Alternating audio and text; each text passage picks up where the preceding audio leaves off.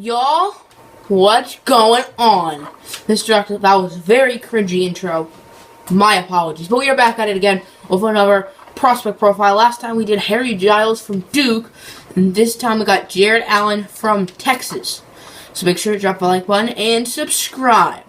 So, the freshman Jarrett Allen from Texas, he's supposed to be somewhere from like late lottery to like in the early 20s, probably a little closer to the late lottery, like maybe around 13, 14, 15 range. But Jarrett Allen, I think, is a very underrated prospect. I'm going to upload my big board in 2 days, assuming I'm uploading this video on Tuesday. So Thursday, the day of the draft, Jarrett Allen might be as high as like 11 or 12. I wouldn't be surprised. Don't be surprised if he's in one of those spots.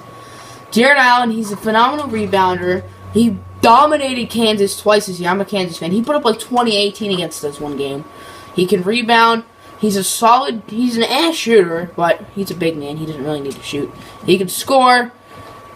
He's pretty much what you want in a big man. So possible teams I could see him going to. 11 of the Hornets would be really interesting because Frank Kaminsky, he's not really a big man. I would see him, if he were to start on that team like long term, maybe as like a stretch 4. And if they could always draft Jarrett Allen, I think Jarrett Allen would be a good pick for the Hornets.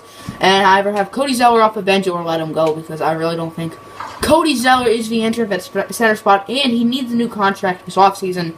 If I were Hornets, I would not be willing to pay him too much money. And you could draft Jarrett Allen, who might be better than Cody Zeller, because Cody Zeller wasn't exactly good wasn't as good as some other 4 picks, especially big men like Chris Stapps or Chris Bosh. He was with a 4th pick back in 03. Don't remind me of that draft. I'm a Pistons fan. So anyway, 12's of my Pistons. If he could play power forward, which I think he could. Let me check how tall he is. He is 6'11", so he could play power forward. Because I really don't think John Moore is that good. I'd like to get rid of him immediately. Marcus Morris, he's a solid player, but he's not a starting power forward. He's a small forward, first of all. Second of all, we have a billion small forwards, like him and Tobias Harris, who I really like, and Stanley Johnson, who I really like, and I feel like I'm missing someone. Anyway, we have Boban, obviously, and I don't want to get rid of Boban, even though he's making $7 million a year. People would probably say $7 million per year for someone who's putting up 5 points a game may seem like a bad deal, but it's freaking Boban. That's a bargain. That's an absolute bargain, because it's Boban. But if not, maybe 13 to the Nuggets. The Nuggets do have Jokic already. I don't know if Kenneth Reed is their long-term man at power forward. And they keep drafting guards. Last year they drafted Jamal Murray. Couldn't get that out. The year before they drafted Emmanuel Mudiay. The year before that they drafted Gary Harris. I believe the year before that they drafted Will Barton. I want to say. Don't quote me on that. But, see, that's a lot of guards. Let's look at non-guards who are good on their team. Danilo Gallinari, he's a free agent. Kenneth Reed, he's solid. Nikola Jokic, okay, Nikola Jokic is a beast. Nikola Jokic is their franchise man.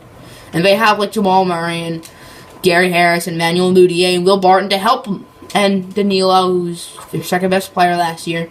14 to the Heat have Hassan Whiteside, however, they don't really have a power forward because Chris Bosh may never play again.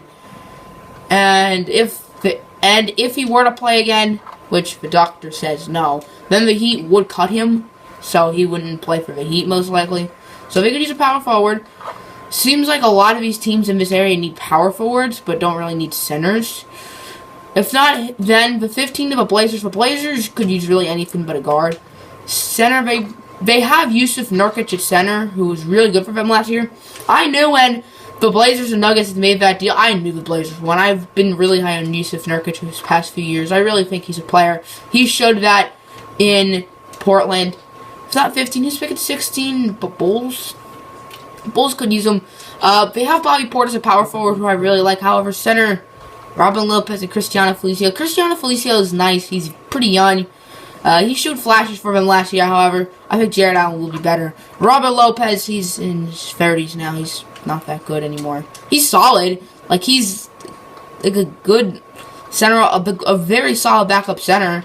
If he was a backup center, he'd be I would say an above-average backup center, for sure. Not quite a starting caliber center. But if you look at his contract, then it might show that he's a starting caliber center. But kids, don't listen to bad contracts because he's making more, or he made more this year than Steph Curry. Next year, he won't, considering Steph Curry is going to get a lot of money. You kids want to be like Steph Curry this offseason and make a lot of money.